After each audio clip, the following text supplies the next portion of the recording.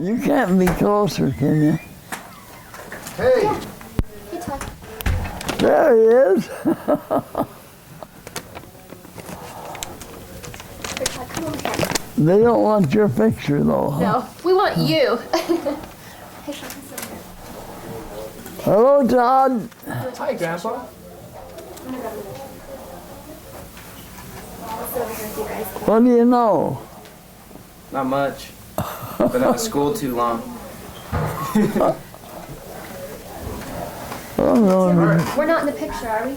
No, you won't be in the picture. I'm just going to do a close-up. Good, okay. So these are some questions I came up with in case we hit a low. But, so we can just start. Are you ready to start, Tim? Sure, let's do it. Now, I only got about 13 minutes to tape right now. And then I'm going to have to stop when that's up, and I'll tell you. And then I got to take this out, put it on the tape, and start over. Okay? Okay. 100 feet. So what should we start with? Okay, whenever you're ready. Where were you born? I was born in Irene, South Dakota. All right. And how many brothers and sisters did you have? I had 5 brothers and 6 sisters. Well, only 5 sisters. My youngest sister wasn't born for 3.5 years after I was. And I'm the youngest. She was the youngest. And what were their names? Viola was my youngest sister. You want the name of all of them? Yeah, we better hear them all. Well, the oldest brother was James, and Chris, Carl, Arthur, Irvin, and myself, 6 of us. And my oldest sister was Karen, and then Christine, and Esther, and Mildred, and Hazel, and Beulah. Is that 6? I think so. I wasn't counting. All right. And then, how long did you live in South Dakota? Well, my folks lived in South Dakota when I was born, and then for several years. And they were in and out of South Dakota for several years. And then they moved to Minnesota. I was 5 years old. When you moved to South Dakota or when you moved to Minnesota? Yeah, I was 5 years old when I went to Minnesota. Now, where were your parents originally from? Denmark. And why did they come to the United States? Well, I guess they thought it was a new land. They wanted to come and see it. Yeah, my dad was 21, my mother was 20 when they came over. My dad was a school teacher in Denmark. He said they learn as much in 12 grades over there as we do here in 16. Where at in Denmark? What town? Can't say it right off.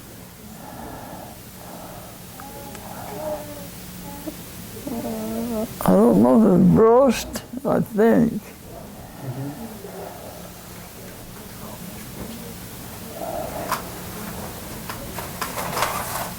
Do you know how your parents met each other? Do you know how your parents met? No, well, in some ways, my mother worked on a dairy, and he met her there. So did he work on the dairy also? Yeah. According to this, it shows a BROVS. Was that my, Yes.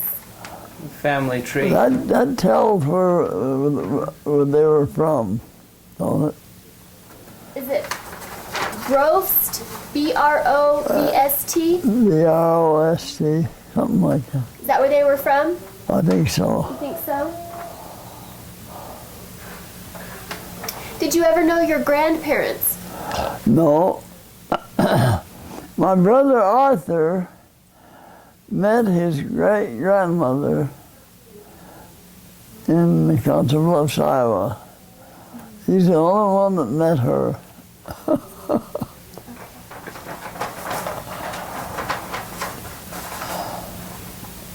All right, so after you moved to Minnesota when you were 5, My dad was farm manager of a school, Hutchinson Theological Seminary.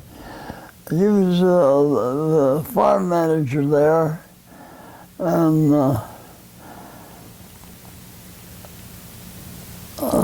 my brother Chris lived there. See, he was one of the older ones.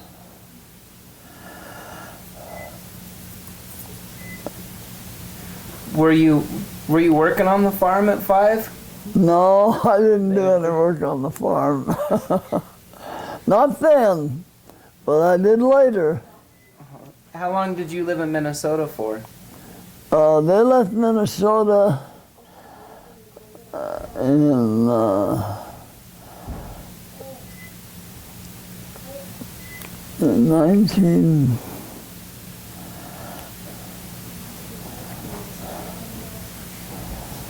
1920, I think. Yeah.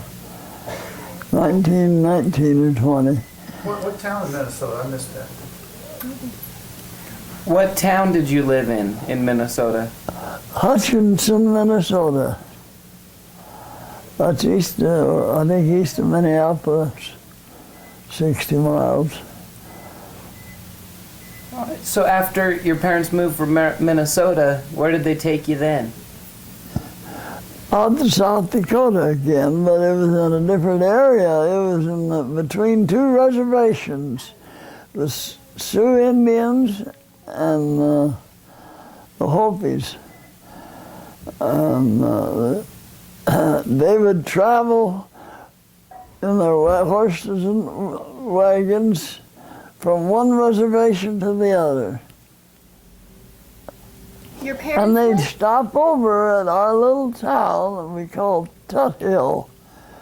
It's just a small town, and they'd stop there and camp there for a few days and get food and things. Your parents? Who would stop? The Indians. The Indians would. The Indians, yes. What were your parents doing then? Farming. Farming? My dad bought an 80-acre place there, and part of the town was on it. They bought that? They purchased that? Your parents? Your parents bought the whole 80 acres? Oh, yeah. And then just a year later, they bought 160 adjacent to it, acres.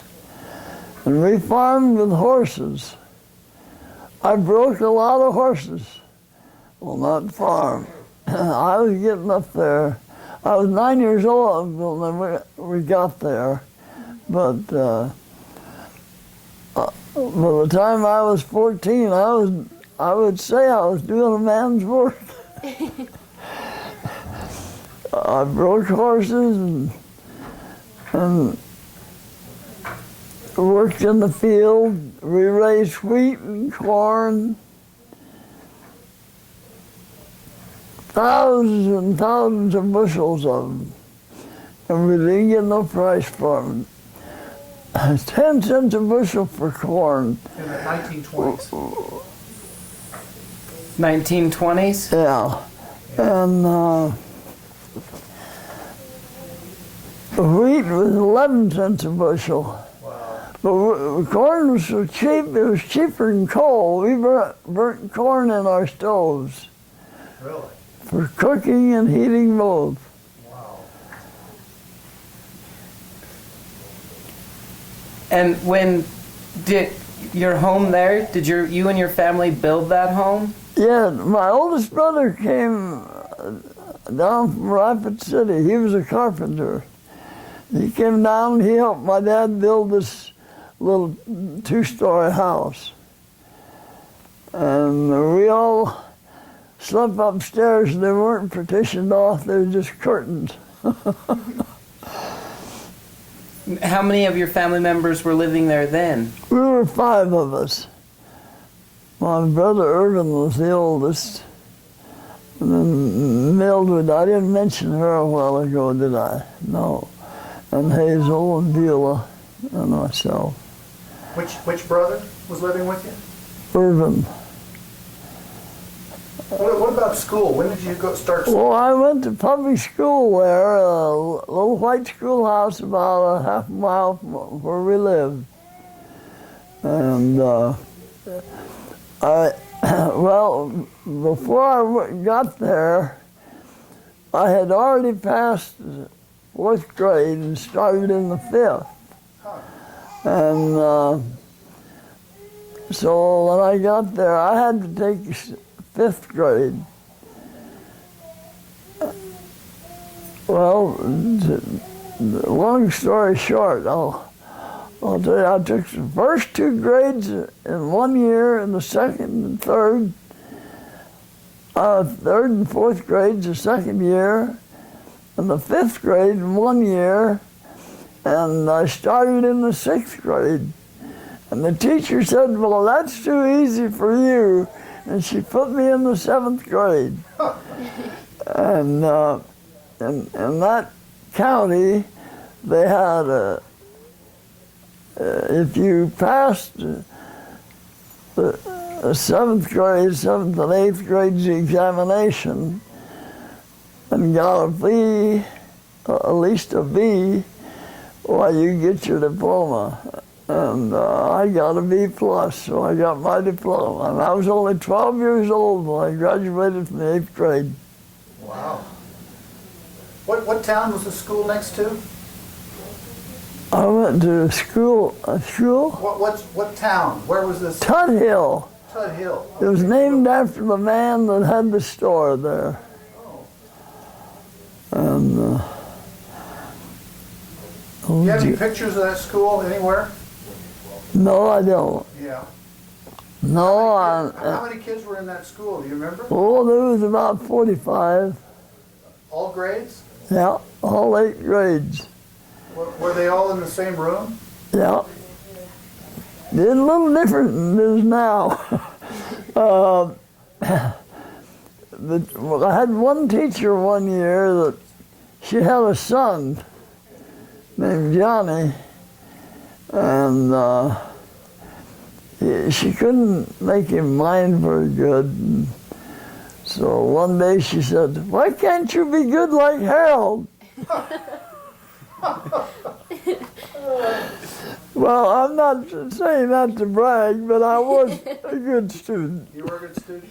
You know what, Harold? I'm going to turn this off. Contest I had in 8th grade.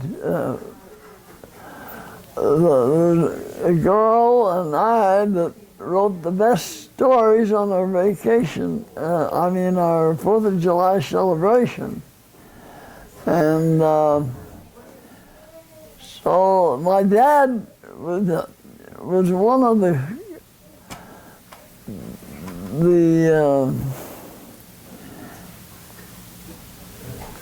people to decide who won. The judge? Judge, yeah. My dad was one of them. They appointed him one of the judges, and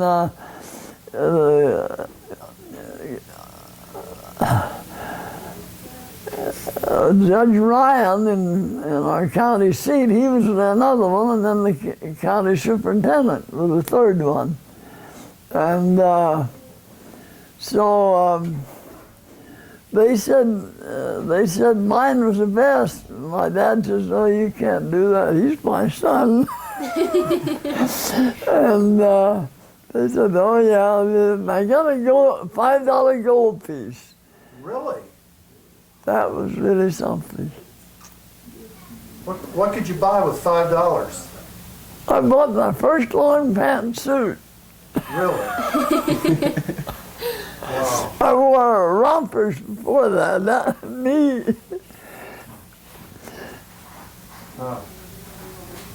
So that was in the 8th grade? That was after. After? Right after the 8th grade, yeah. Uh-huh.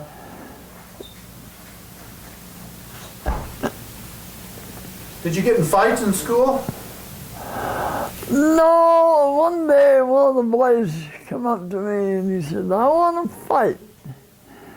And I said, no, I don't want to fight. Well, he said, I won't hit hard. And I said, okay.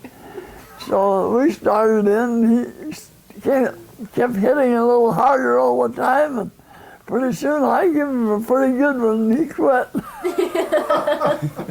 I was raised on the farm where I worked hard. He was a kind of soft kid. He's a city boy, huh? Well, yeah. Anyway, I won the fight. Well, so when did you have your first girlfriend? Did you have any girlfriends in the... Oh, I had girls I liked in school. Louise Jacobs. She was the only one there. And of course, I say anything about going on to school. Sure.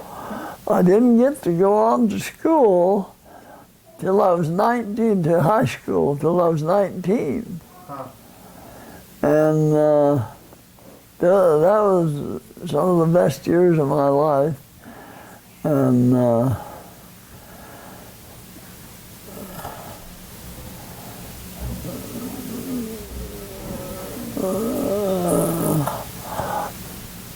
I don't know. I didn't go on to school after that. I was needed on the farm. You went to high school when you were 19? Yeah. You started high school Yeah. like the 9th grade? Yeah, and then they needed me on the farm. Of course, I finished the high school, and then I had to work on the farm. Was it the same town, in the same place? Well, no, the high school was an academy. What was the name of it? The Redfield, the Plainview Academy in Redfield, South Dakota. Wow. That was 300 miles from our home. What year did you graduate? 32, yeah, 32. I owned my dad gave me well, it wasn't really old, but it was a 1928 Whippet car, 4-cylinder. And I drove that back and forth to Redfield when we had vacation or something. And it was leaking a lot of oil. The main bearings were weren't so bad. The oil was leaking out of the back main bearing, and I was losing all the oil. So one day I decided I'd try to fix that, and I found an old dish pan, and I put a couple of holes on the side of the pan and took some wire and tied it under the pan. So the oil run in the dish pan. I go 50 miles and take the pan down and strain the oil and pour it in the car. Wow. Wow. That way it didn't cost quite as much. Oil was awful cheap though then. Yeah. But we didn't have any money, you might say. Yeah. The farm wasn't producing hardly any. We had, my mother raised lots of chickens, hundreds of them. What kind? Oh, mostly Leghorns. Lots of chickens and turkeys. And she raised usually 3 geese a year. One for Thanksgiving, one for Christmas, and one for New Year. I was raised on meat. So is that what you had Of for all those kinds. But now I don't eat meat at all. In fact, I'm completely off of meat. I have special diet. I use soy. I don't use any dairy product. The doctor said I shouldn't use any dairy products. That may sound kind of queer, but there's a danger what I have that it could infect me. And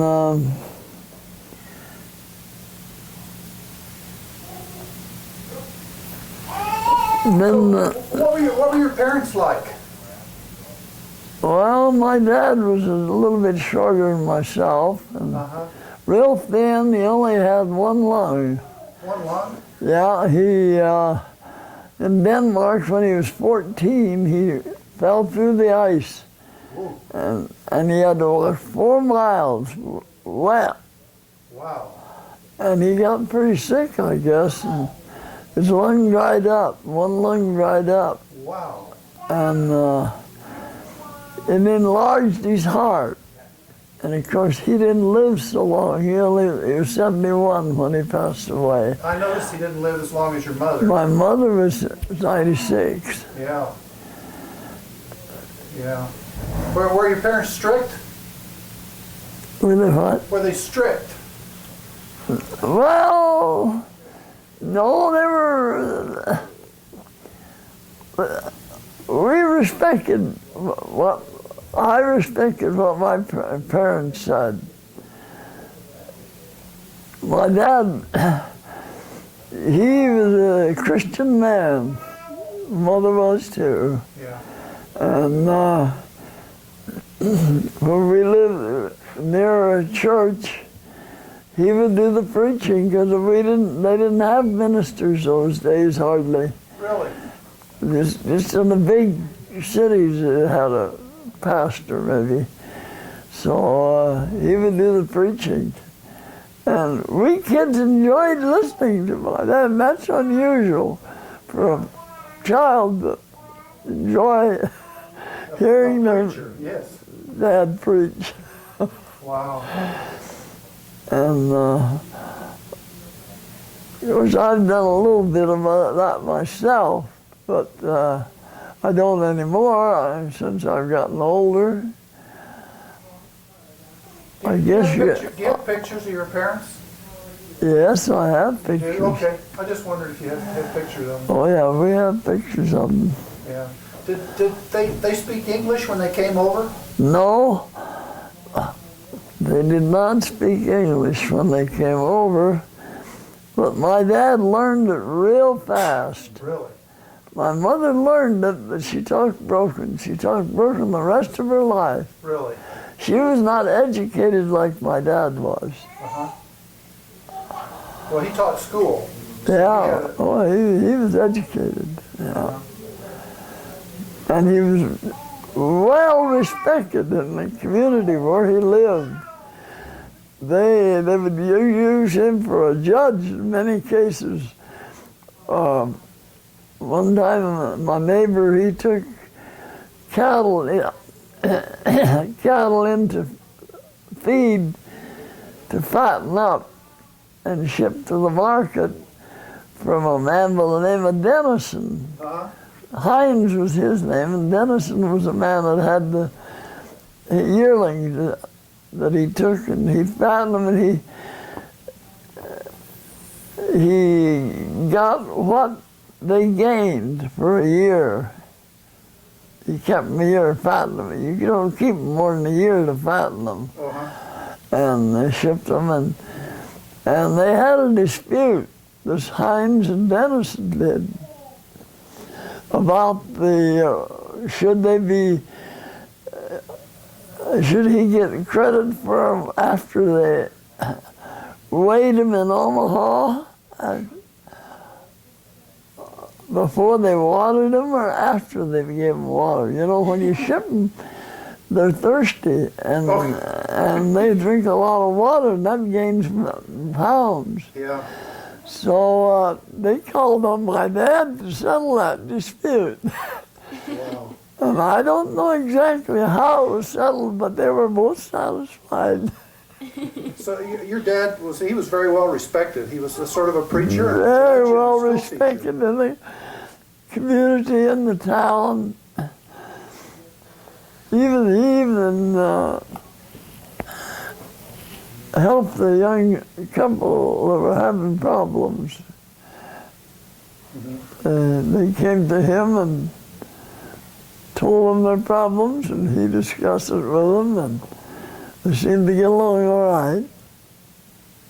After that, I'm curious, when did you start listening to the radio or whatnot?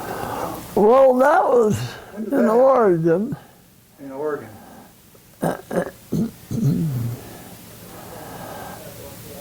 Did you move to Oregon right after you moved from South Dakota? I got married in 32, and we went to Viborg, South Dakota, on a farm. And I worked for $1 a day husking corn. You can still do it. And then after the corn was all over, they hired me for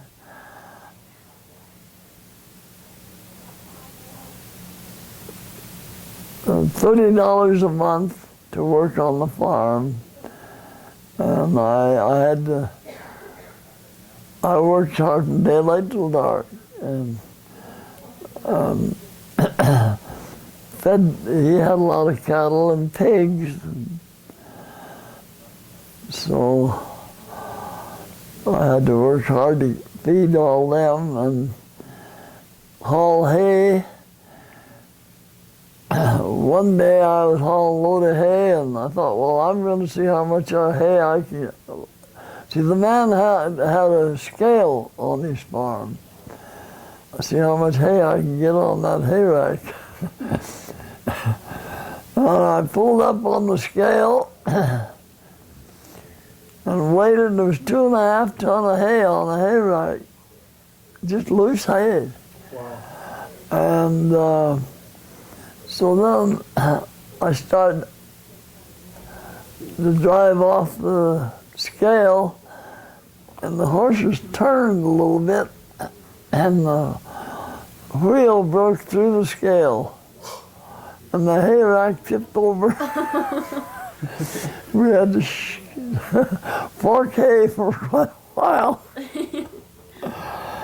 Wow. So you didn't have much time to listen to radios, did you? No, we had a radio after I was married. Yeah. That was in Oregon. And we bought dry cell batteries to run it. Did you ever have a phonograph? When did you get one of those? Yeah, we had one. A disc. With the cylinder? Yeah. Yeah. No, disc, regular. Oh, the 78s. Yeah, Yeah. the old What 45, kind of music? 45, some of them 45s were. too? They would play all of them. What kind of music did you listen to? Oh, All of it. just anything that was on, I guess.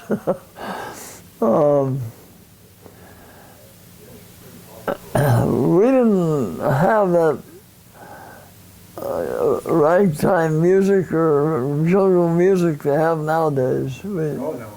Music was good back then. We didn't go for that anyway. And Did you ever go hunting or fishing? fishing, yeah, I went fishing quite a bit.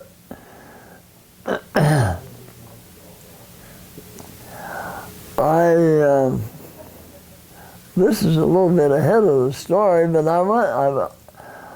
I had built a duplex in Oregon there when I first went to Oregon. And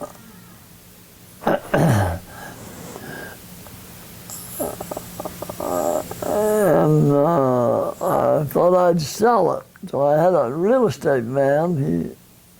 I knew him real well, and he said, I'll sell it to you, and if you take a 3/4 of an acre with a little house on it in Monroe, Utah, for $1,000 of it, sight unseen. He said, I bought it sight unseen. I said, well, okay, I will. And I bought it, and I went up there, and we had a good time. I was working for the government, and I was in a trailer house, and we moved the trailer house out there at that house, and we had electricity there and sewer, and I hooked it up, and I had 2 boys, Harold called him Chris, and Stephen. They were going to academy there, and Thunderbird, this was in Arizona, yeah. I'm getting a little mixed up. That's all right. Anyway, okay.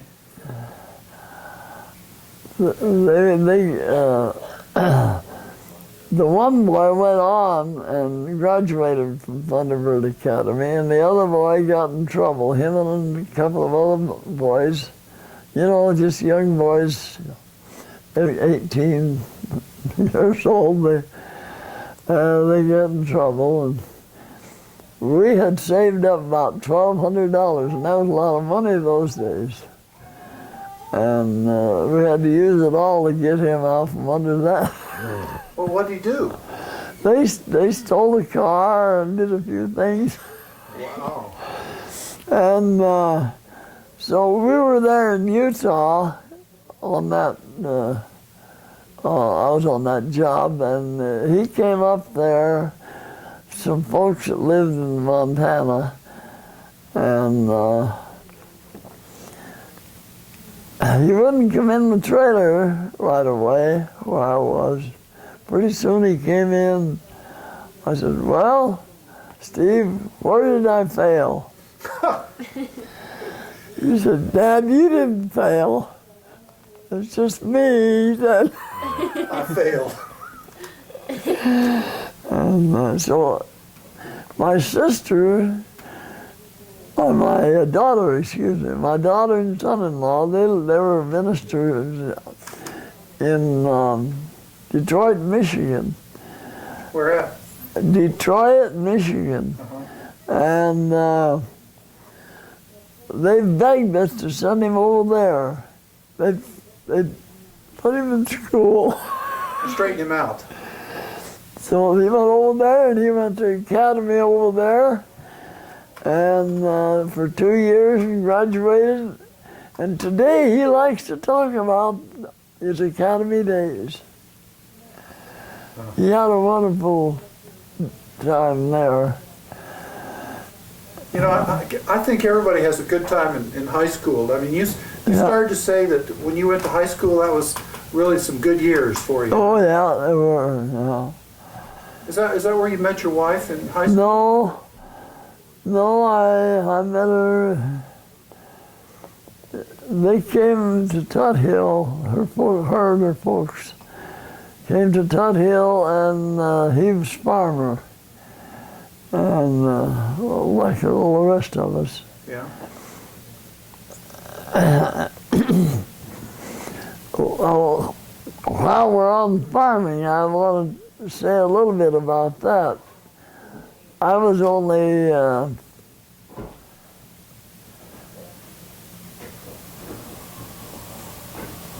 18 years old. My dad had bought a Waterloo Boy tractor. That's a forerunner of John Deere. And my brother drove it out from Nebraska, 25 miles. And I guess he about wore it out going all over that. Yeah, it's used up. Anyway, we had a 10-foot tandem disc, and they hooked it to the tractor, and pretty soon the tractor broke down. And so we got 8 horses, 4 abreast and 4 in the lead. And made a kind of a seat on it, and there was a little platform there. And I drove those 8 horses on that tandem disc, and I was just 18. To what? 18 years old.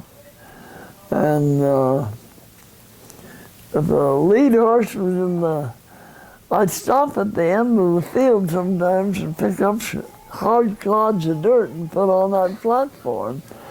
And if the lead horse was lagging behind, I'd just throw it up there and urge him along. Yeah. A little motivation. Yeah. Well, anyway, then in 1932, we got married in Winter, South Dakota. What was the name of the church? Did you get married? Well, there was a couple of ministers that were holding meetings in Winter, South Dakota. And we went over there and we got him to marry us. One of them. Was it in a church? No, it was just in a place where they were holding their meetings. And in winter? Where at? it was August the 19th, 1932. Wow. So was it love at first sight when you met her, when she came to? Well, sort of.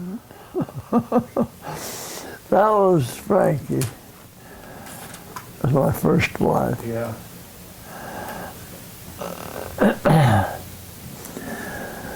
And that's before we went to this Byberg, South Dakota, on that farm I was telling you about. And we lived in, they furnished us a house there and a quart of milk a day and $20 a month for the spring. Well, I only got $30 a month. I mean, $1 a day to start with. And then they gave me $20 a month to work on the farm, cultivate and stuff like that. Yeah. And then June the 6th, my daughter Phyllis was born. Was that your first daughter? Yeah, that's the only daughter I ever had. What happened on that day? Was she born at home? Yeah, she was born at home. The doctor was from Hurley, South Dakota, and we lived way out in the country. He came clear out there, and you know that he only charged $25, and I couldn't pay him.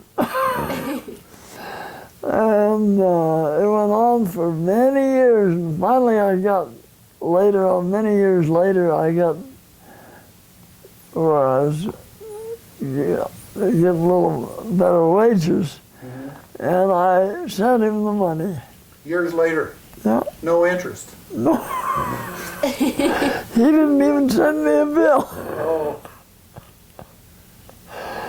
Yeah. And So then when the cultivating was over, the corn was laid by. That means it's the last cultivating of the corn.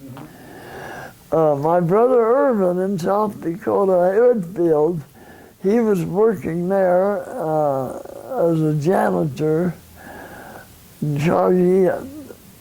charge of a city block.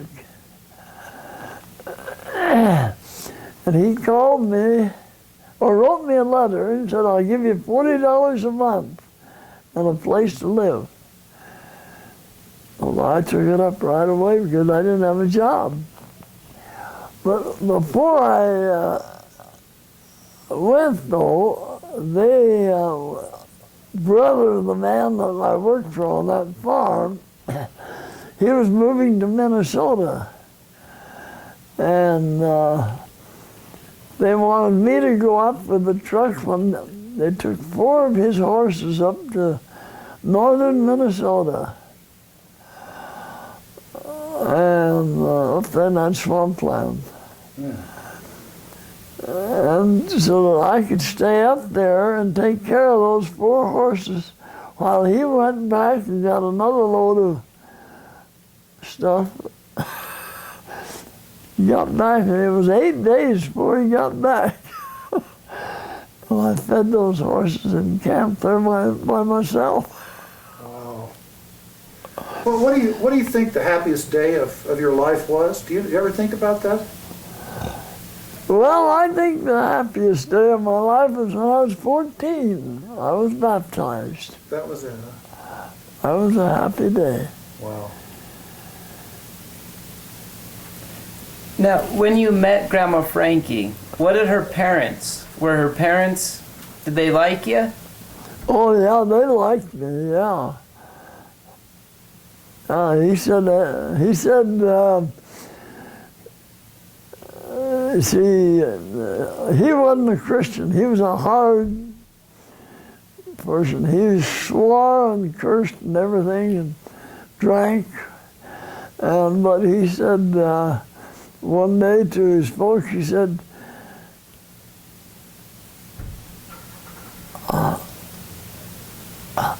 Harold's a real hard worker, wasn't for that damn religion.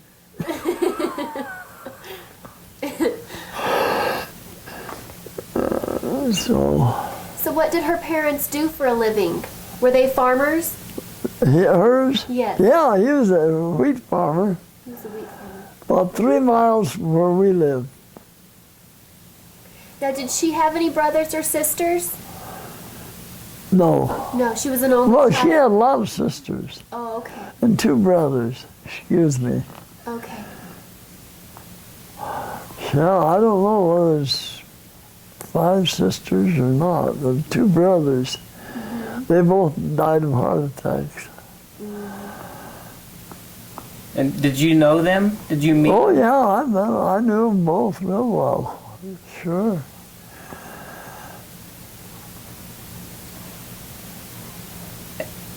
And so after you two were married, you moved first to Oregon. No, to eastern South Dakota. All right, and then That's where Phyllis was born. And then after Redfield, I worked there that winter on that heating system with my brother. We had to take turns, one at night and one in the daytime. And then the winter was over, and they had the WPA then. You've heard of that? No. Workman's. I've heard of it. Yeah. And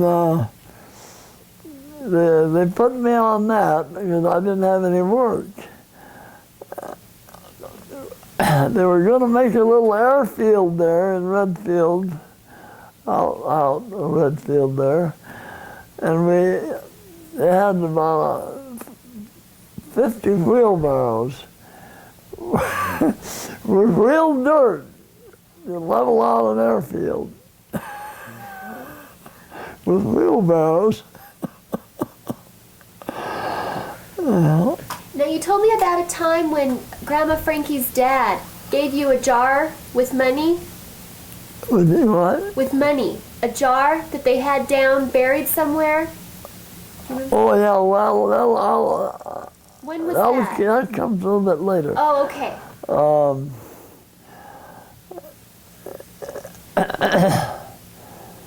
But you had told me about one time you went over to Grandma Frankie's house to see her, and didn't you get snowed in?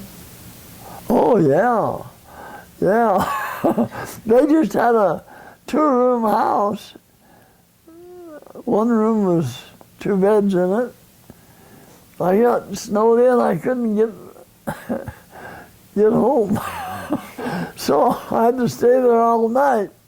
I had to sleep with her dad, and she slept with her mother.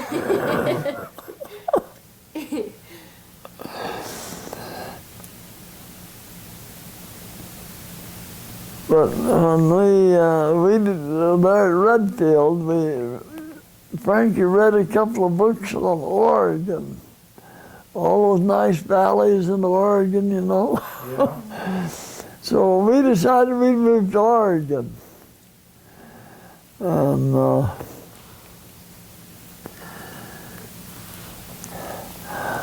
we got ready to go, and we got out as far as her folks.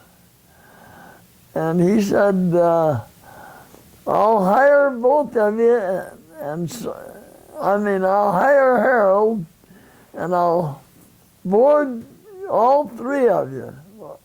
Our daughter was a year old, just about a year old. So we just took it, because I only had $45 saved up to go clear to Oregon.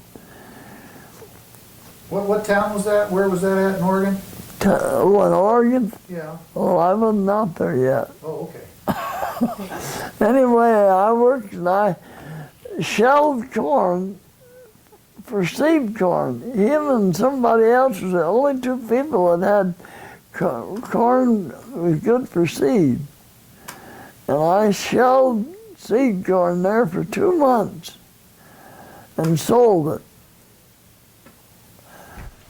And so after 2 months was up, he came in one morning, her dad, and he said, well, he said, kids, if your heads are decided on Oregon, you might as well go, because I'm not going to have anything here. His crops are all burned up. Well, those were the days. That was depression. And but during the time that I was there, I overhauled my old whippet so it didn't leak oil. Oh, about time. Huh? Good. And so we went to Oregon, and I had $30. He went low. So he went down the basement of his little house there in the dirt floor and dug up a can and brought up $100 bill and handed it to me. Boy, I was rich. I mean rich. Oh, bless. And we had $30 left when we got to Oregon. Wow. And I bought a cow for $10, a milk cow. And we fixed up an old house. My sister and her husband they came to Oregon just ahead of us, a couple of months. And we fixed up this old house, and we had our cows there, and we milked them, and we had milk and cream and butter. Now, which sister was this? Beulah. Was Beulah. Okay. My sister Beulah. What town in Oregon dead, was huh? this in? Do you know? What town in Oregon? We landed, you might say, at Gaston, Oregon. It was Lawwood out of the Gaston a little, about 2 or 3 miles. My oldest brother lived out there, and one other sister was there, and Beulah was there, and her husband. And Beulah's husband and I, we were both hard workers from the farm work, you know. And they had this hay there. They raised this hay they called vetch, V-E-C-H, or whatever it is. And it's so stringy, it just, you take a pitchfork in it, you think you're taking a whole haystack. So, and we were used to working, and they hired us to pitch this hay into the baler. And that was sure a job. That was hard work. The first job I had, though, in Oregon was the only thing I could find. My nephews were all there, and they split cordwood, 4 foot by 8 foot. I don't know, it seemed like it was only $2.50 for a cord. For a cord? And that is a job to split cordwood. You got to know how to put your wedge in and everything. Well, I didn't know nothing about it. What kind of wood was it? Well, it was a fir. Fir? Oh, Yeah. that's hard, yeah. Yeah, and if you didn't put your wedge in the right place, it wouldn't split. And so I didn't do that very long. Yeah, it's a lot of work to do it. But My wife went on, and my sister, they went picking berries, strawberries, and all kinds of fruit when it came on. And So can I ask you something different? So what was when you were younger, what was your favorite food? oh, I don't know if I had really a favorite food. Well, what was your favorite meal that your mom cooked? Do you remember anything? Oh yeah, when I was young on the farm, Yeah. it was usually always beef, potatoes and gravy, and Yeah. vegetables. Maybe sometimes she'd kill a chicken, rooster. We'd have chicken. That was a treat. You didn't have ice cream, huh? No, yeah, we had an ice cream freezer. One you crank. We had an ice cream freezer. You want to sit down? I don't know. Am I supposed to be in it?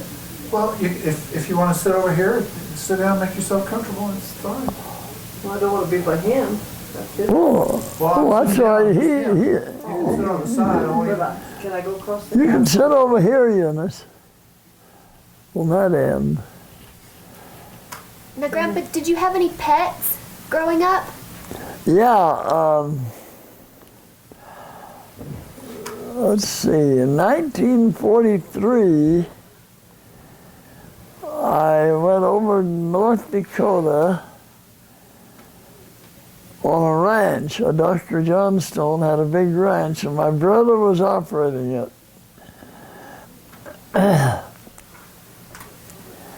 And I worked there that summer, and they had lined out a job for me for the winter. The doctor's brother did. But there's another man in Great Falls, Montana. He heard about the experience I'd had with dairying. I haven't told you about the dairying I did. No. I did it for years, and I was an experienced dairyman. And he heard that, and he wrote me a letter. He says, I need somebody to lease my dairy to. Can you come over here and look it over? So I took a train and went over there and looked it over, and he drew up a lease, 10% of gross income for himself. I said, well, that's not no money for wear and tear on the equipment. Well, he said, how about 11%? I said, okay. And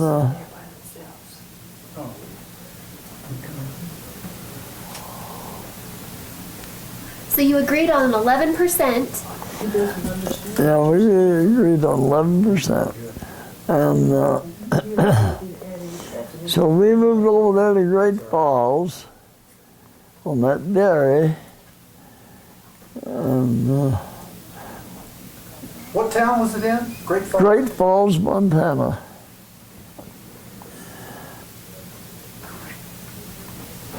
And I had an option to buy it after the lease was up, if I wanted to. It was a good deal. I might have should have taken it. I don't know, but I didn't do it. My wife, she had to work pretty hard on the dairy, in the milk house. I hired a kid one time to take care of the milk, you know, cool it and bottle it. We sold bottled milk. Did you deliver? All Jersey, huh? Did you deliver the milk to the house? Well, I had a delivery. I hired a man for that, and I hired 2 fellas to milk 70 cows every day, twice a day. They didn't do it by hand, did they? No. Milking machine.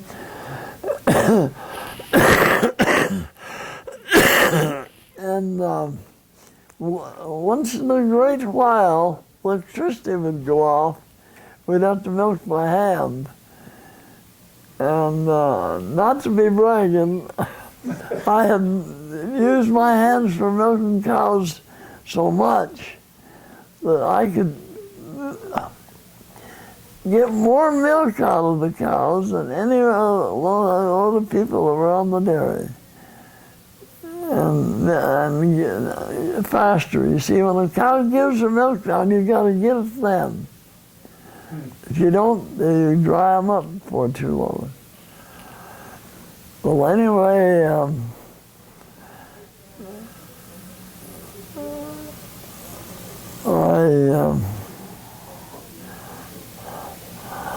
I leased that dairy, and I was supposed to maintain the same quality of herd to leave there when I left as I took when I came. And so I told him I wasn't going to exercise the option. He got his daughter, who was a doctor's wife in California, and his lawyer and his banker, all out there to look the place over, look the herd over. And one of my milkers happened to overhear what the daughter said. She said, "Dad," she said, "it's a better herd than it was when he came." Well, good. I'm glad it didn't go the other way. Yeah. Well, you see, I sold all the boarders, the old cows. They were boarders. I put them on the market, and I put younger ones in their place. And I developed a young herd. They were all Jersey, and we sold 4.5% milk. Wow. That's as high as you could go. Yeah. If you did, well, in fact, right after I came, the man that owned the dairy, he was sued by the state.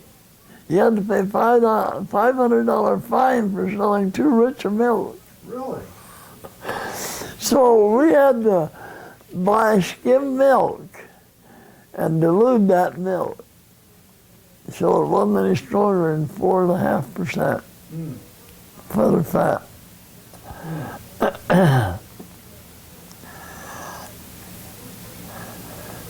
So you don't even drink milk anymore, huh? No, I drink soy milk. I use soy milk. Yeah. No, I don't use dairy products. How many years did you lease that? 3 years. I leased the dairy. And did you make enough money to go on somewhere else? I made quite a bit of money there and lost quite a bit too. A con man came along and he said, you know, that's the time the war was on, 44, 45, 46. And he says, I can get all these electric appliances and nobody else can. Well, I sure was. I fell for that line. You got that. And So he got actually all of $10,000 out of me before I finally said, I'm quitting. What did he sell you? Huh? What did he sell you? Oh, he sold deep freezers, chest deep freezers, and he even sold some farm machinery. He said nobody else could get it. I don't believe it now. He tricked you. He conned you, huh? Yeah, sure he did. Yeah. I was partly to blame. I had a friend of mine. Well, actually, he was the pastor of the church I went to. He said, I'd advise you maybe just to invest $1,000 and that's all. I should have done that. Did you ever go back and try to find where your parents were from? Did you ever go back there? Denmark? Yeah. Yeah.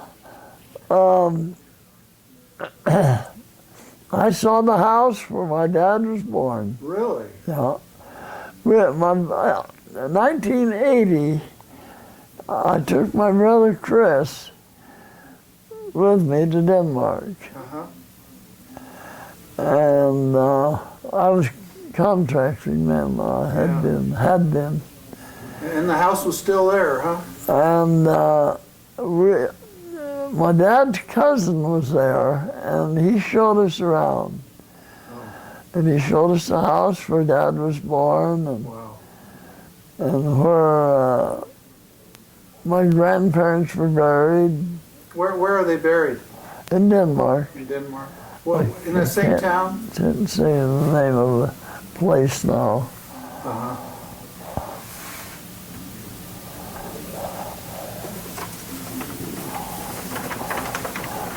Now, after you did the dairy farm, where did you move to then? I moved. I had bought a 1946 Dodge car, four-door, while I was on the dairy, just when I was leaving the dairy, or before I left the dairy. And there was a fellow named John Freeman. He wanted to buy it. So he took it on a trip. And I never got the money. And he came back and I asked him for the money. And he said, well, I give it to Buddy. That was my con man.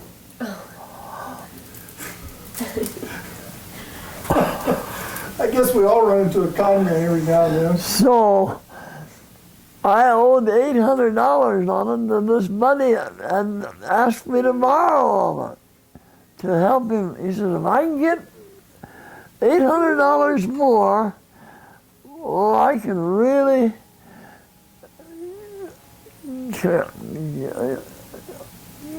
we can really do things. We can really come out of it. But anyway, I owed $800 on it. And, well, I decided I was going to Oregon, and I had to call my sister Beulah. They were in the logging business. And this was in 1947. And, well, first of all, before this, I went to Rochester, Minnesota, and had an operation in my mouth. And, and then I came back and we decided to go to Oregon. And my brother-in-law, he built a sawmill. He had 8-foot log sawmill. And he needed somebody to go in with him to buy the timber and log it.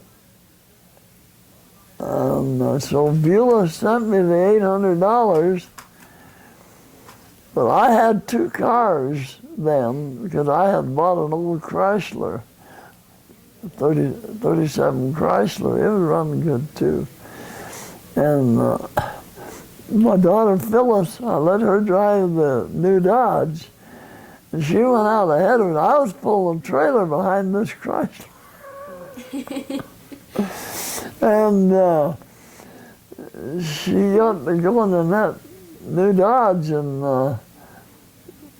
well, I said, I hope she don't go too far now. Pretty soon we came to a station where she had stopped. We told her not to go too far ahead of us. But anyway, my sister took that old Chrysler for the money, for the $800 that I had borrowed. And my brother-in-law, he was a good welder, mechanic, and we fixed up well, first of all, we went and bought 1 million feet of log, timber, standing timber. And we went 50-50, and I was to get equipment to log it. Well, I hired some fallers and buckers to get the timber. We just put it, logged it in tree length. And I found an old gasoline caterpillar. It didn't have a drum or a dozer or anything on it. And I used that to log. And my brother-in-law and I, we worked on a deal. It was an old Pontiac motor, and it had a rear end on it. And we hooked it up so that we could pull a lever and run the drum on this to pull a tree-length log in 8 feet every time. And then there was a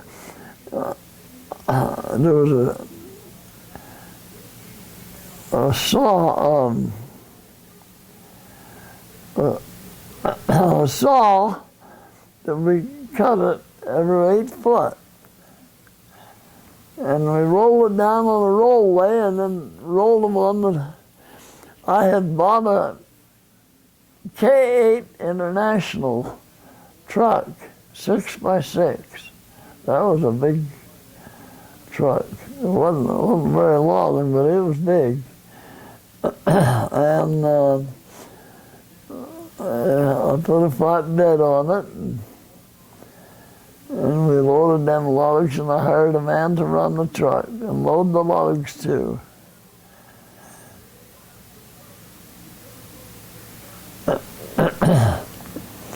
My wife, she run the log haul. We called that the log haul that pulled the log in, say 8 feet each time.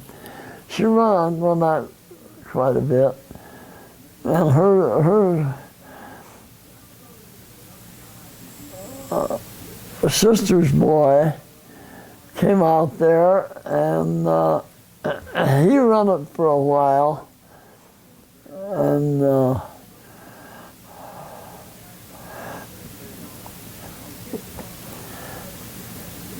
we logged that timber. Well, it was about a year, I think, we logged 1 million feet. Did you make any money? Yeah, I did all right. I didn't have any when I came, but I had a little. I sold the truck. I just left that old Caterpillar sitting. You know, some of the pads on the tracks were gone. And a limb would get in there, and they could easily come up and slap me and kill me, but they didn't. The Lord protected me. Yeah. And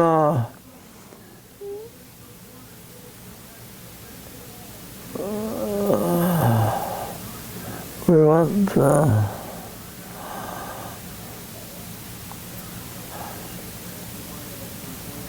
well, I even bought a car while I was there. Oh, I sold that Dodge for $1,600, much as I paid for it new. Wow. And then when I left, before I left, I bought what was the name of that odd make that guy made? Oh, yeah. Willits? Edsel?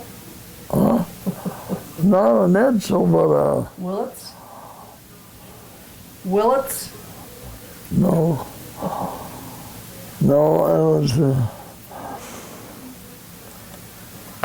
was a new one. They don't make them anymore.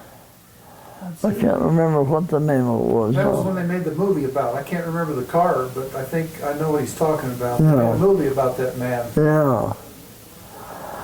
Well, then, So the Hudson? huh? Hudson? No. No, it's one you've never heard of. I know what he's talking about. You've never heard of it, There was a no. movie about that man that made that. I forgot what happened.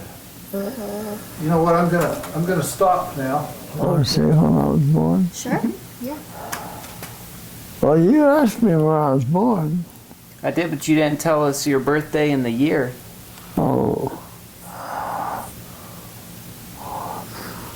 Okay, well, okay. We're ready.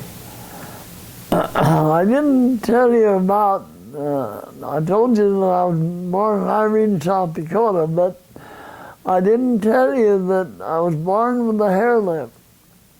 And my folks took me to a sanatorium where there was a doctor that said, well, he said, I've never done one of them, but he said, I think I can do it. But, so Dad said, okay. He thought, well, maybe he can. And he butchered me all up and couldn't finish the job.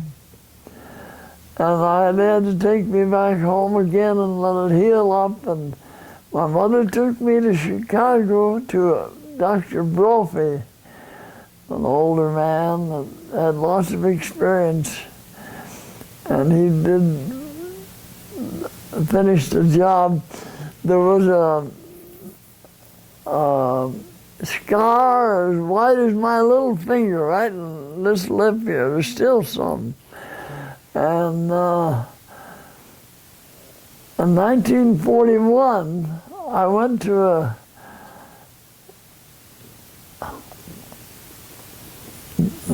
doctor that does Plastic surgeon? plastic surgeon, and he took that out and put it right here in my nose, right in the middle. And then he took some cartilage out on each side here. See, my nose was just, wasn't like it is now. And cartilage out of each side and made a nose out of me, on me, more or less. And that worked pretty good, huh? Yeah, pretty good. So the first time your dad found the doctor, he said, well, I've never done that, but I'll try, huh? Yeah. Now, what year were you born? What month and year? I was born in 1909, October 14, 1909. And you know where that puts me? Yeah.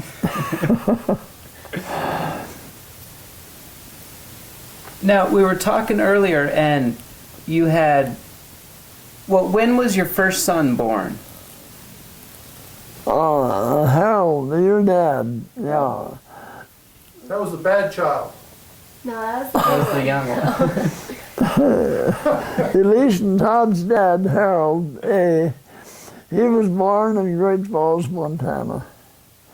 And then, of course, he was, I think, about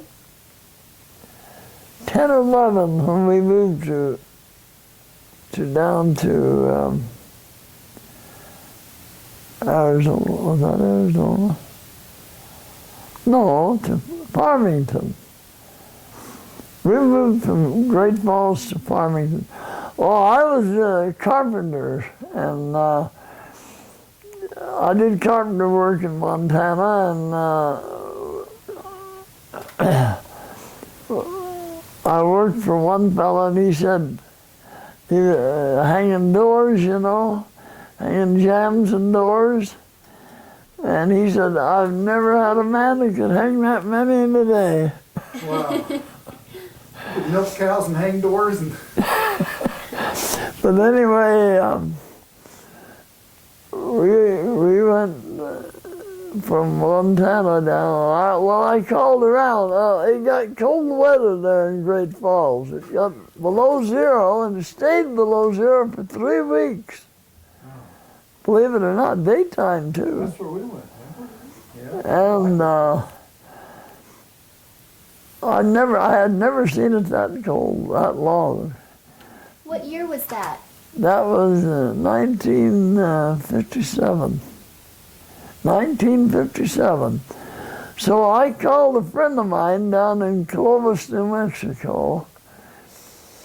Asked if they had any carpenter work down there, and he said, no, he said, the boom is over here. But he said, I think Farmington is probably your hot spot. So I packed up the old Cadillac, and we went down to Farmington, and we went on to some people there, and they said, well, there's going to be a meeting, a social, tonight. This was on Sunday night. And all the carpenters will be there that are in. I found out there wasn't no boom on right away. But anyway, I went to that meeting, and I met 3 carpenters that were there at that meeting. And one of them, he said, have you got a motel? I said, no. Well, he said, you won't get one. If you don't mind staying in the bunkhouse, he said, oh, you can come out to my place and stay overnight. And so I did. And the next morning, he called his boss, and he said, his boss said, well, it'll be about 2 weeks before I can put a man on. So my daughter Phyllis and her husband, they were down in Clovis, New Mexico, holding evangelistic meetings. So we decided we'd run down there for 2 weeks and visit them. And then I came back, and Mr. Rowe, he called his boss again, and no, he said it'd be another 2 or 3 weeks. I said, well, to my wife and anybody in hearing distance, I said, I'm not going to bank on that. So I got in my car and I started driving around Farmington. It wasn't much over half as big as it is now. And I came over to a place where the fellow was working on 2 flat-top houses. Well, he said, the boss isn't here right now, but he'll be back in just a little bit. So I waited. Mr. Feller came back, and I told him who I was and my experience, some of my experience. And he said, I can hire you, but I can't pay you much, $2.50 an hour. Well, that was some, but that wasn't very much, even then. I I decided, oh, I'm going to take it because I'd do that rather than starve to death.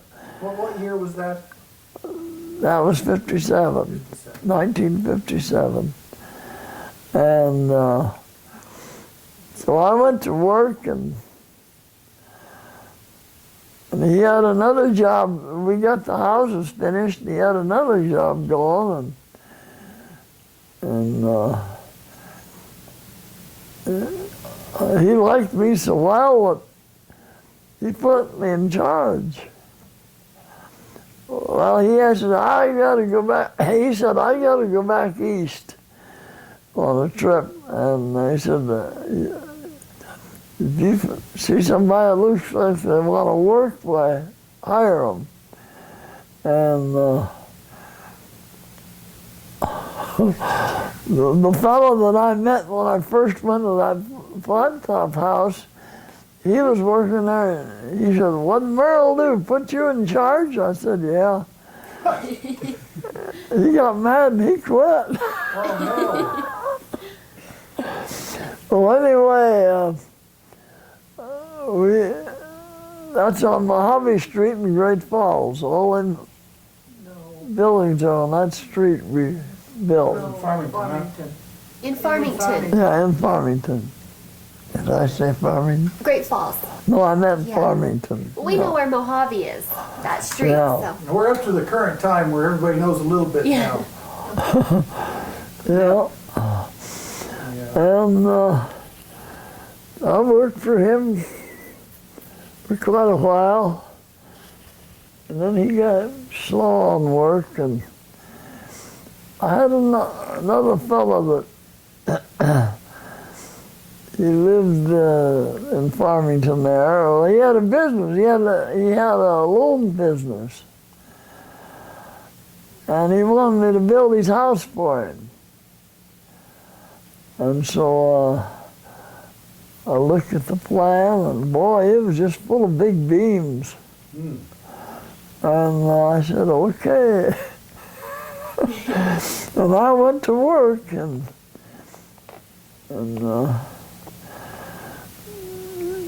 built, and whenever his wife came out,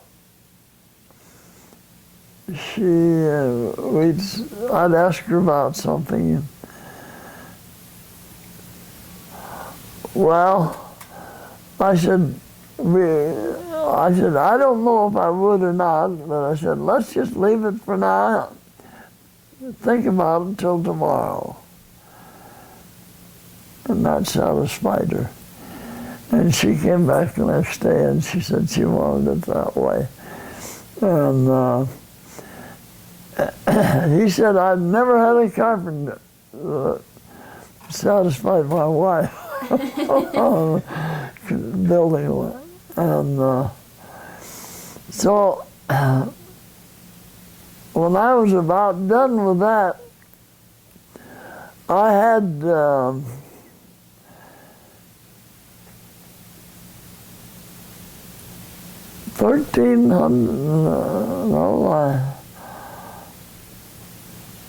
I had $1,000, and so I borrowed This is after you got engaged. $1,500 from him and his loan company to get my builder's license, state license. What year did you get your builder's license? It must have been still in 57 or 58. Might have been 58 the time I got. And I went to work and built houses. When did your first wife die? My first wife died in 1973. 73. Yeah. When was Steve born? Steve was born April the 6th. 2 years after Harold was born. So 1948? 48, yeah, 48. Where was he born at? He was born in Oregon, In Oregon as well? yeah. Well, Harold was born in Montana. Were they born in the hospital? Yeah. Portland Sanitarium is where Steve was born, in Portland. Am I saying it right now? Okay. What was Harold? Harold didn't get in trouble then, huh? Katie? No, He was good, huh? Stayed out of trouble. he stayed out of trouble, I should say. Was he a good student when he was in? He was elementary a school? good student, yeah, he was. He had what it takes. And Did he learn? How old was he? When did he learn to walk? When he was really little, or do you remember any of that? Yeah, I think he walked when he was a year old.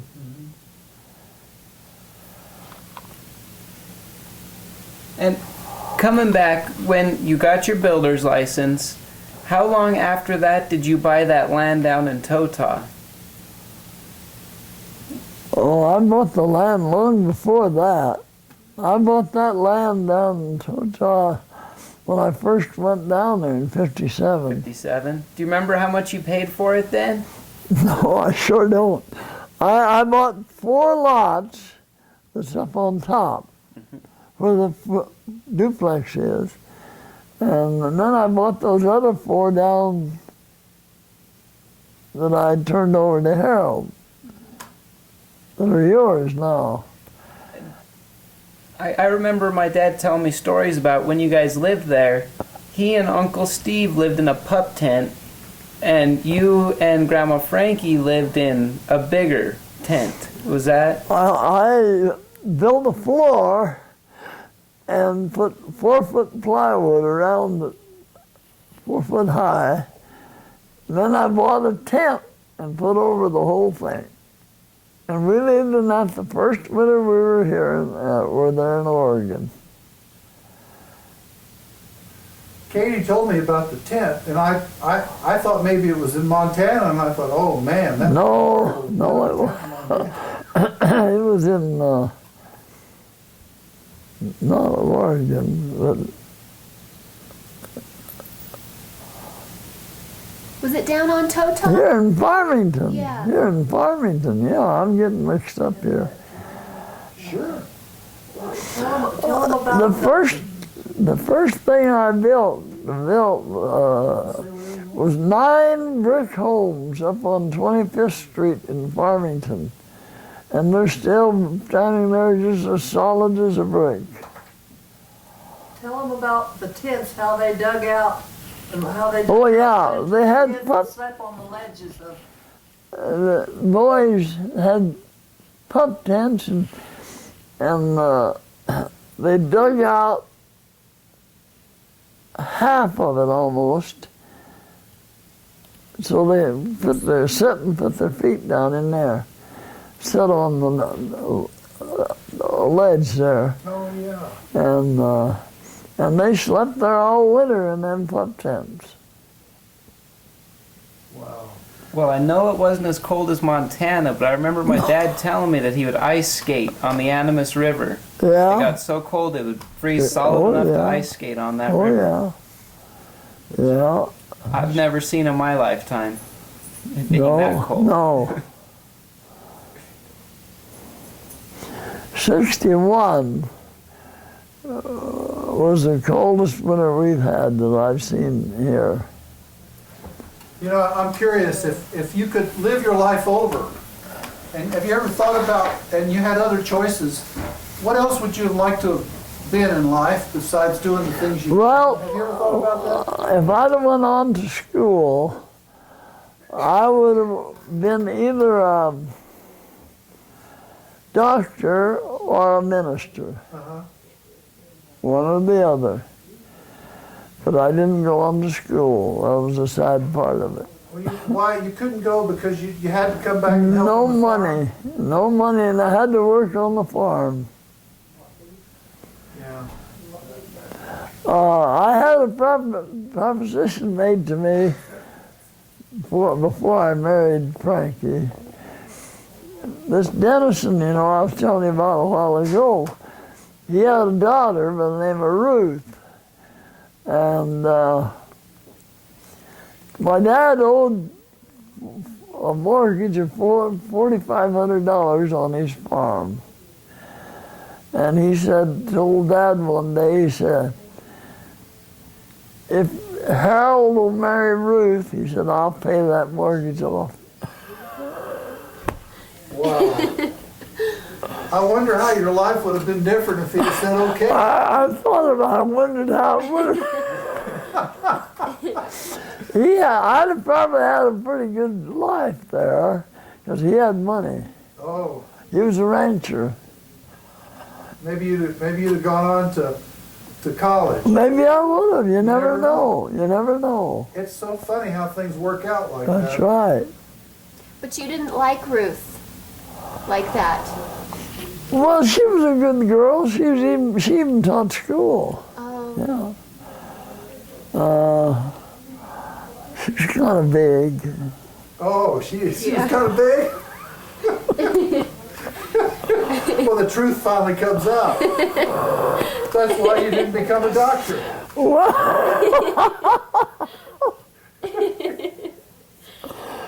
It's funny how things work out. yeah.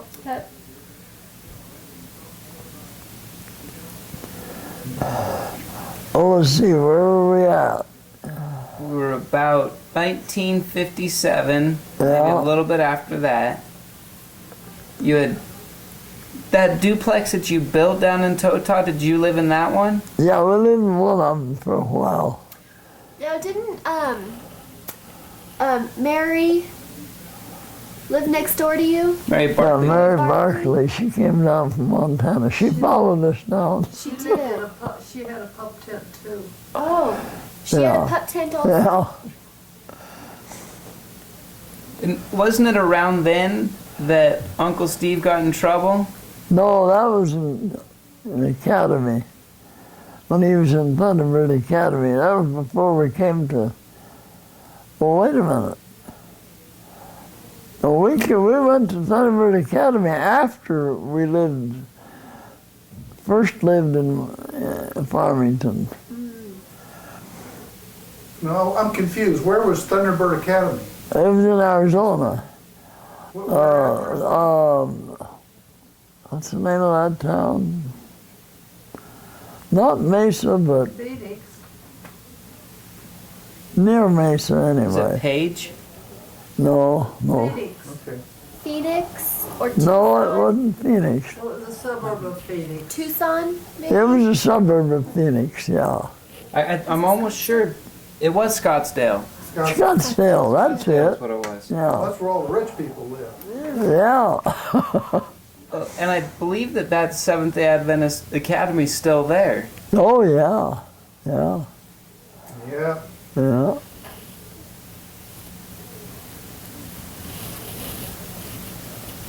Yeah, it's interesting how life turns out because you meet somebody or because you marry somebody or whatever, you go a certain way. Yeah, it seems like it, doesn't it? It does. So did you just build houses from... Well, you moved to Scottsdale for a little while, in between 58 and... 62. 1962. Your dad we put him in academy in Colorado. And when we moved to Thunderbird, he wanted to come down there and go to academy. So Steve and I went up and got him. That's when we had a wreck on the way home. Well, what happened?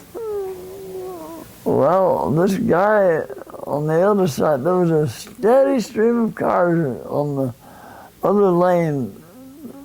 And this one guy, he pulled out, was going to see if he could pass, and I was right there, and he hit me.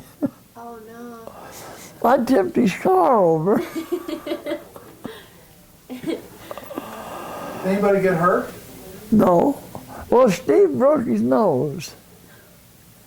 And didn't somebody need stitches? I had stitches in my chin. We went to a doctor there in a little town, and he didn't have any Novocaine or anything. And he sewed my chin up, and boy, I'll tell you, that really hurt. Was that the most painful thing you ever felt? That was the most painful thing I think I've ever had. Yeah. You know. And didn't that end up totaling that car? Were you able to drive it? No. You know, they had to come out and get it. And we stayed at a rancher there. And he was haying, and I went out and helped him hay the next morning. And then we were waiting for the bus. We had to take a bus home. I had a GMC truck, flatbed, and I drove it up to I had it up there to the housing. I was building some summer homes up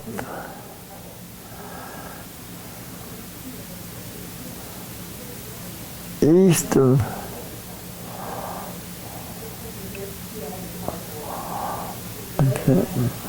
anyway, it was where when the Navajo Dam went in, they had to move a little town down in the valley, and the people built little homes up in the hill. And Navajo Lake spread out.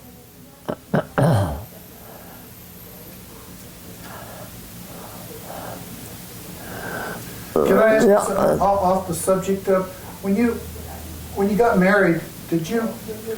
I don't know. Maybe you have it, but do you have the wedding certificate and all that kind of stuff? Yeah, it's in. I've got a book here. Well, you don't have to get it now. I just wanted to. Eunice made a book. Okay. Does it have you and Grandma Frankie's marriage license in it? I don't know if it is or not. I doubt it. No, I don't think so. I don't know what happened to You don't know that. what happened to that one? No. Did you have any pictures of your wedding with Grandma, or when you got married to Grandma Frankie? I should have, but I don't know. We had some before we were married, but Do you still have the old pictures from before you were married? yeah, they're here somewhere. I don't know. Well, anyway, 61 was the coldest winter I've seen here in this area. It got 35 below zero, and that's unusual here. Albuquerque was, I believe, 27 below zero. I remember that. It was. I was here then. Uh-huh. Oh, you were here. I was born in New Mexico in Yeah. 1946. Uh-huh. Didn't that freeze kill off most of the fruit trees that were Yeah, here? I had 20 peach trees right there on them lots I had bought. We had the most best tasting peaches within that year in 61. That was it. Yeah. I had to pull them all out. Another thing, in your photo albums, have you labeled who's who in your photo albums? Ever? The names? Well, names on not a lot too of your much. photos? No. Well, maybe sometime, maybe Todd or you, Katie, you could get with him and just point a video camera at his photo album, and he can go through and tell you who they are, you know? Nothing fancy, but that way you could someday, if you wanted to copy a picture, at least you'd know who those people are. We've done a little bit of that, but not much, not enough by any means. Especially the real old ones, the relatives. Well, anyway, I went on to work as a builder contractor here in Farmington. I built lots of homes in Farmington. I'd say 75 at least. Wow. A lot of them out on that road out on this side of Farmington. So what's the secret to staying so healthy? How have you stayed so healthy? Well, now that's a good question. I'd like to know. I need that information. I used to tell people that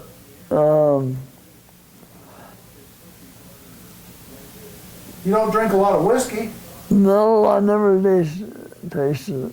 Never tasted it? Well, Come on, you can be honest. one of my nephews made me taste a beer, but I didn't drink it. Did you drink the whole thing or just taste I it? didn't even, I just barely tasted it. Yeah. You didn't like it? Oh, I hate it. Why didn't you ever drink? Because of religion or because Well, you didn't like that's part of it, but I didn't care for whiskey. Didn't like it? I didn't like the idea of whiskey. Yeah. Did you ever try a cigarette? Yeah, when I was a kid. Did you? When we had, you know, I told you we raised a lot of corn on the farm there in South Dakota. And I was just a young kid, about 12, 13, 14. Yeah. And we hired corn huskers. Yeah. And they smoked. They had these Bull Durham and Velvet tobacco Uh-huh. and cigarette papers. Right. And when they were out in the field, I went out there and rolled some of them and smoked them. And one day my sister smelled it on me. She says, "I'll tell the folks." I never smoked anymore. Yeah, she's going to get you in trouble. Yeah. Yeah. So I didn't mean to interrupt you. So how'd you stay so healthy? You didn't smoke, you didn't drink. What else did you do? Well, let's see, there was three things. One of them was buttermilk. Oh, Katie says that's good.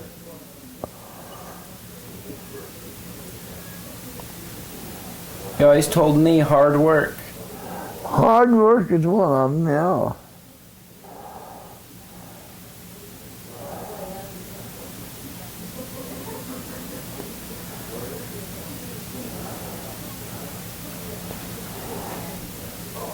It's funny how some things leave you. Oh, yeah.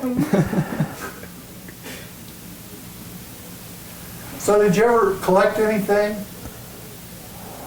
Have collections? You mean like Cars? rock or? Yeah. No, Did not you have much. hobbies? Well, I got a collection there in a cabinet. Yeah, I saw that. Yeah, that's mine. Yeah. I think it's the only thing I think of. How about hobbies? What were some of your hobbies? Well, that must have been it. Collecting those? What about when you were a young boy? Did you have time to do anything, or were you just always busy farming? All those pictures in there? The chest. Oh. He did woodworking. Oh.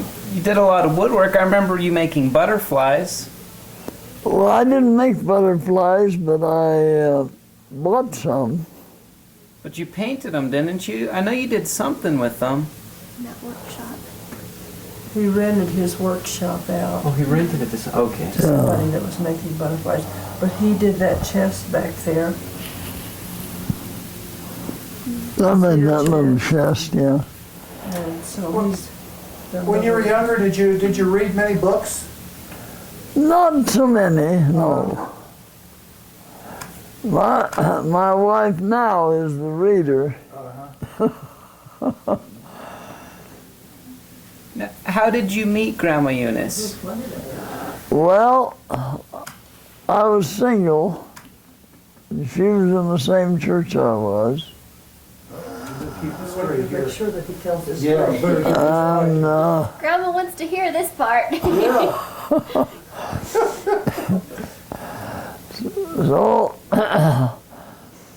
they had a social in the schoolhouse one night, and she was there, and I sat down beside her, and we talked. Not about getting married or anything, but So did you ask her out on a date? huh? Did you ask her to go out for a date? Well, if you can call this a date if you want to, but I had to go to Bloomfield to get some bales of hay for my horse. So I asked her if she'd go with me. She said she would. And she went along. And I remember both of you telling me one thing that you did for her before you were married, I believe, was do the petrified wood. Oh, on the yeah. fireplace. You should see that fireplace inside. It's Before he beautiful. was married, he extended the living room, took the garage out and built the fire. Oh, yeah. Stepped down and then. I built onto her house there. Before we were married, and he added on to the house too, before we were married. Katie, would you know how to find pictures of his parents? Do you know where those are? I don't have any. Where are those pictures, Lynn? Did you ever find him, Grandma? Grandma, Well, you don't have to find them now, just so you can find them someday, We have sometime, pictures, and and know who they are. we have a sack with all your parents, all their pictures in it. And we need to make copies and see that we need to make copies and see that they get them. But Now, do you have your picture separate from it Grandma's? may be all down there of my scrapbook stuff.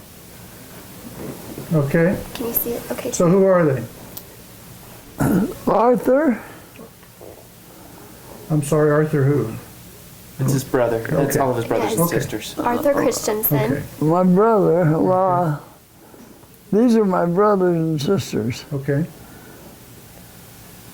And Hazel, Okay. my dad. That's your dad there, huh? Yeah. Okay. And this is Mildred.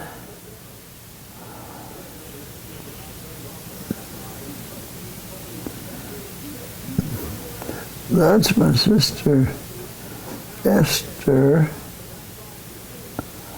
I think. Do you want your You glasses? need your glasses? That don't help much.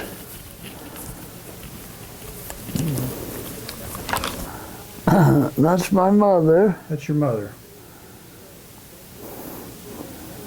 and this is Irvin.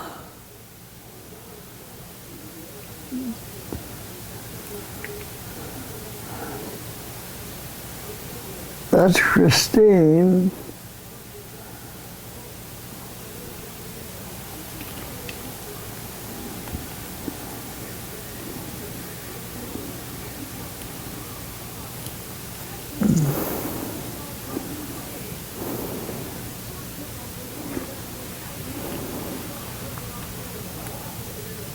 Now that's Chris,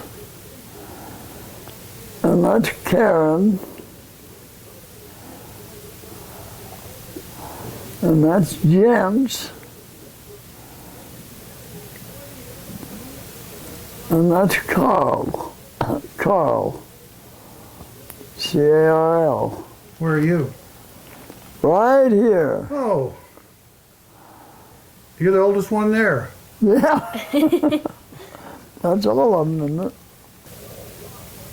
Okay, I'll start here, okay. right across the front. That's Karen. That's my mother. What was her name? Your mother? Anna Marie. Marie. Anna. Huh? Anna. Anna Marie, yeah. And that's my dad, Chris J. Christensen. That's Mildred.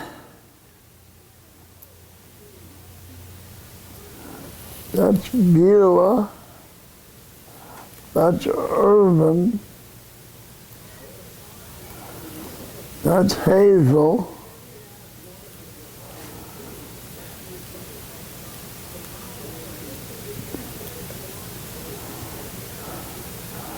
Oh, that's gotta be me.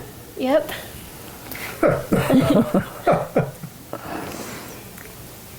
And this is Christine. And that's Chris. And that's Esther. And that's Carl. And this is James. That's 12 of them. Isn't it? Oh, wait a minute. No, that's Beulah and Alvin. That's my sister. I think that's Lois May. That's the little daughter. And this is Delmer.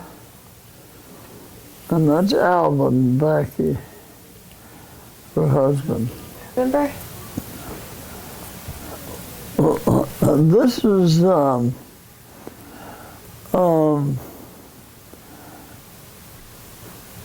Kendra, isn't it? No. Do you know who that Let's is, see. Grandma? I don't know. No, she looks like Kendra, but that ain't. I don't know, honey. Let's see. Could that be Phyllis? No. Accident. Railroad. Rail accidents. Wasn't that? None of them got killed in a rail accident. There's only 11 of you here. That's James. He's the one that fell off the roof when he was... Yeah, and that's Carl.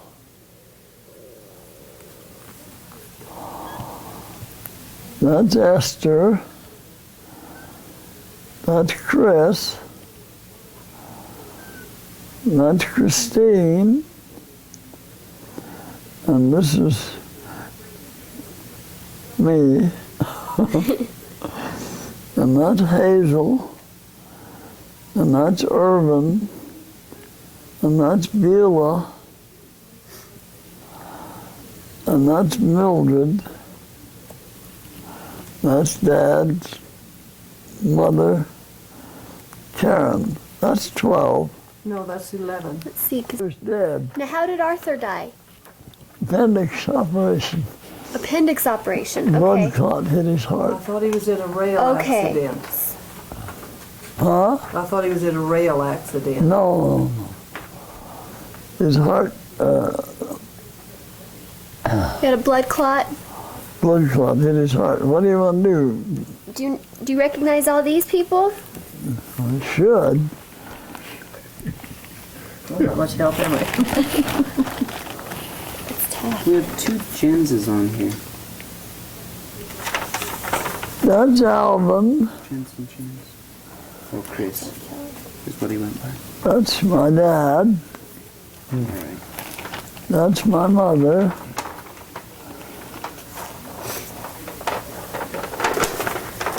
That's Hazel.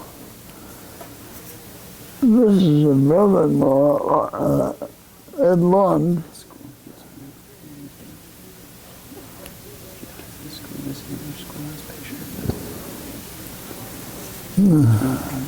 Where I am, I don't know who that Let me see. is. Who's that? Sure, yeah, that's Who is that? your grandma. Grandma Which one? Frankie. Right here. That's Frankie. Yeah, Okay. Right next to my grandpa there. Oh, okay. What's that place? that's Hutchinson Theological Seminary, where a lot of my older brothers and sisters went to college. Huh. I think that's... And, this is Phyllis and Delmer. My daughter Phyllis, and that's Delmer. Beulah, Alvin's. Alvin and Beulah's kids. Now, who's this woman here with this little baby? That's Hazel. That's Roland, her oldest son. Okay, your sister Hazel then. Mm-hmm. Okay. Okay, how about one more time? Do you want to see your grandma? Mother. Oh, I know. I felt sorry for Gems? your mother having 5. Okay. I have 4, and I felt sorry for my having 4. That's Esther. That's Chris. I intended to only have 3. But Joyce was rough. That's Carl. And that's Christine. She said, you mean I wasn't wanted? I said, And that's Arthur, She's a blessing. my brother. Okay. blessing. Mildred, One of my friends, his mom, says that he's mother, my mother. I have to tell Joyce that. That's me. Beulah, my sister, and that's Irvin. There's Hazel. That's Dad. It did. I think I'm mixed up. I think this is Esther, and that's Karen. Okay. They look. It is. You know who these When are, he don't you? graduated. Now, was this when he graduated from Thunderbird? Yeah. Okay. Like Phyllis. My sister, that's my sister's daughter, That's your sister's daughter. Maureen. No, Noreen, yeah. Noreen, yeah. Noreen Beamer. there's Hazel, my sister, and that's her husband. I don't know which one. So she was married more than once? Yeah. Looks like it's you and maybe Aunt Phyllis.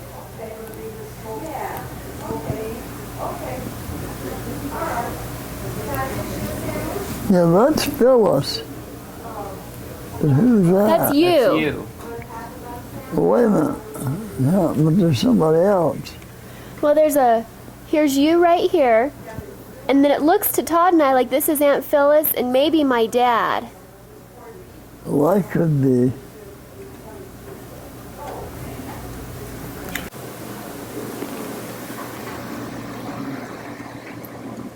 Esther. Oh, okay. Who's that? Who's this now? Esther. Okay. His sister Esther. Kind of a more current photo. It's pretty small, but That's too small for me. yeah. I recognize a lot of these people. It's a cute one. That's Phyllis and Harold and Steve. This is Harold. Yeah, this is Harold and this is Steve. And then Phyllis. That's a nice one. They got Yeah. some big smiles there. Isn't it Yeah. cute? Steve. That looks like Uncle Steve. That's Steve Cole on the forms. Here's my 2 boys. And this is Harold here and this is Steve. They sure look happy. Yep. Yeah. Now how about this one, Grandpa?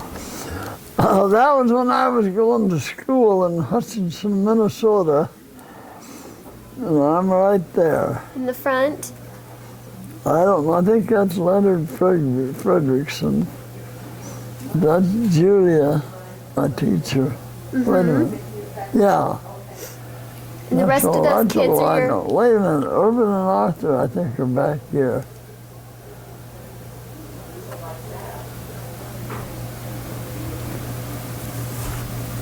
This one back here in the corner. Yeah, Looks like Arthur. At the yeah, top? yeah. Okay.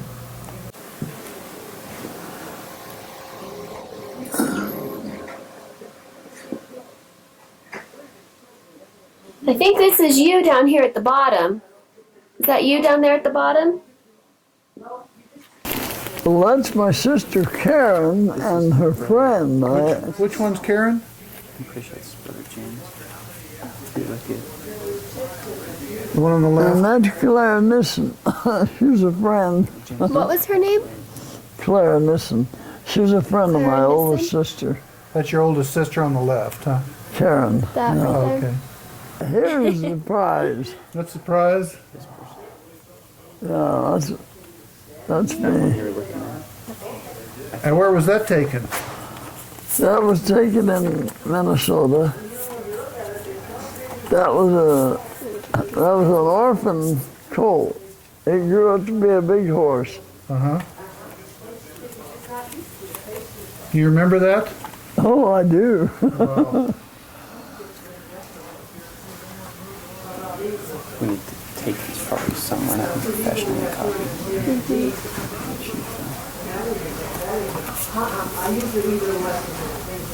There used to be a picture. Where's Mom? Grandpa, I think that looks like Dad and Uncle Steve right there. Yeah, I think it is. I don't know about the other people, though. Is that you? And could that be Grandma Frankie? I'm not sure on that one. 91. Students from the college. Oh, okay. Ask Mom if she knows. Where is that? Todd has it right. Well, this is Harold, the man standing there. Yeah. Doesn't it look like my dad and Uncle Steve? Okay. Who is That this does one? not look Hazel, like my Phyllis. That is sister. not Okay. Phyllis. Is that Frankie? No, because she would have been a lot taller than that. She was a fairly tall woman. Okay. You know, she was up, up. I think that's my brother Carl, too. I'm not sure. Maybe it's This one just was Chris. Huh? This one was. That's Chris. That's Chris. She doesn't recognize the other two. Chris and Harold is the only ones I recognize in that. But the other two must be brothers. I don't know where this is. Let's see. What you told me.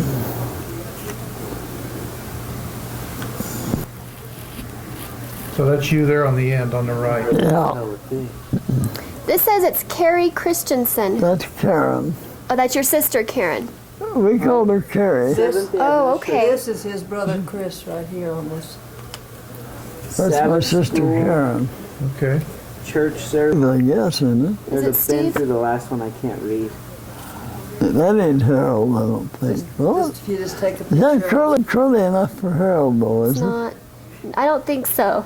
No, that must be Must Steve. be Steve. My son Steve. Now I recognize that one though. That's Aunt Yeah. Phyllis. That's Phyllis, my daughter. She's beautiful. Yeah. She can play the organ and the piano and sing, boy, you wouldn't believe it. Now is that you and my dad? That's me Now and Harold, yeah. then I think that this little boy is my dad because it looks the same when you look at it from this. Oh, did I say this was Steve? Yeah, I think that's Yeah, Harold. I think it is. His hair is curly. Yep. Harold had curly hair when he was little. Did you recognize these ladies? Just one.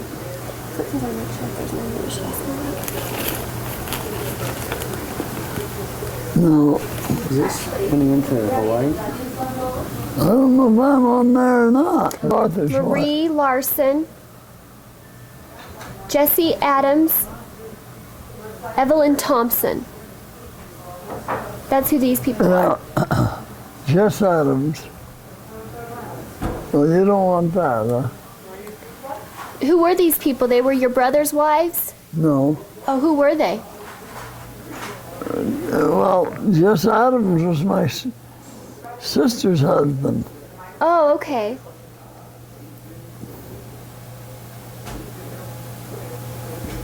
That's Alfred Millie. Mildred, and that's her husband. He had the same name as she did. She took it. That's for sure. There's that big truck I was telling you about. What kind of truck do you call that?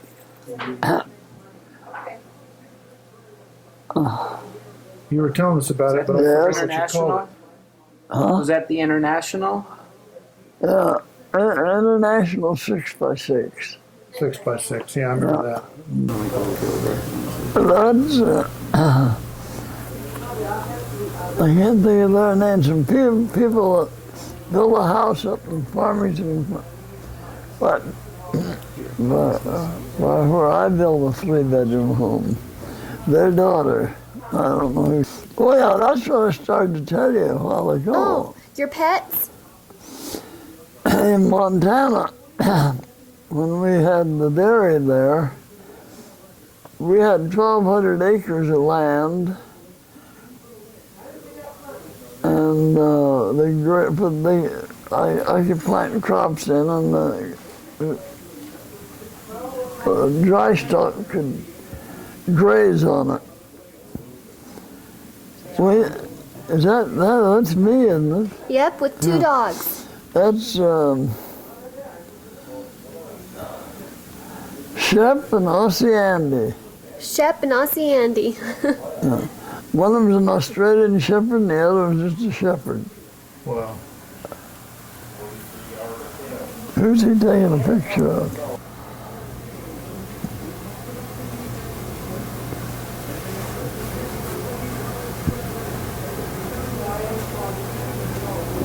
I know who she is, but I can't say.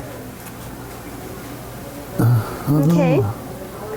Now how about this? It looks like you with someone, and I'm not sure who she is. That's Bill and I when we went to Plainview Academy. Oh, okay. Oh, We were on the train to Redfield, South Dakota. Okay. I went to Academy. Oh boy. Ain't that Phyllis? Well, I don't know. I'm not sure.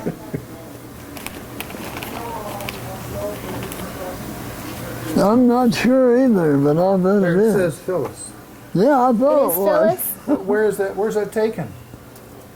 Do you know? Oh, these are labeled, I think.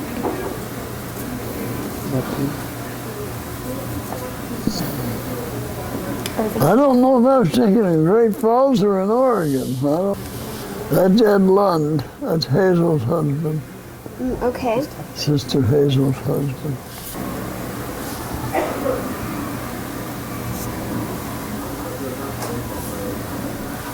So this is you here. Yeah, Maybe with a couple of your brothers. that looks like Leonard with his ears sticking straight out. I don't know who that is. Tent. No, that. Or that's you and Grandma Frankie's tent? Is that what that is? Yeah, that's our house down in Total, Down where? down south of Farmington. Oh, okay. Tota? Yeah, there we are. Frankie and I. Is that one? This is Grandpa on a horn. It's not labeled, but that's you with, it looks like a little girl in the front. Little Did girl that Phyllis ever have glasses? wore glasses. Oh, it's a postcard. Never mind. That's Chris. Yeah. Brother Chris. Oh, there's my grandparents. Which ones are your grandparents? Boy, that's a good question. One of them is my Well, you can figure Mother's- that out because you have that family. mother's parents. What does it say here? Well, this is Jens Christian Albertson and Christine Polson Albertson. That's my mother's. Family. Your mother's parents? Yeah. And this is my dad's. Your dad and your... Both of these are. So, Okay. Now, one of them is my dad's parents, and the other is my great-grandparents. okay. Which one's your great grandparents? These. Those. Yeah. And who are those? That's my mother and dad. Mother and dad. And this is that family picture again. Mm-hmm. You've already got that. And then this is And Grandma... this is a family picture too, only Steve isn't on here. Okay. This is Harold. And we got the one in the center. That was the same one as we copied. Okay. All right. Where can we get? Where did these pictures come from? Where did you get those? I think my niece from Washington, D.C., she lives over there. She's been in Denmark a lot. She brought all these deals. What was her name? Your niece? Betty Christensen. She married her cousin, Donald Christensen. She married her That's cousin? She married her cousin? Yeah, Arthur's son, my brother Arthur's son. She married him, but she was late in life when she did. Mm.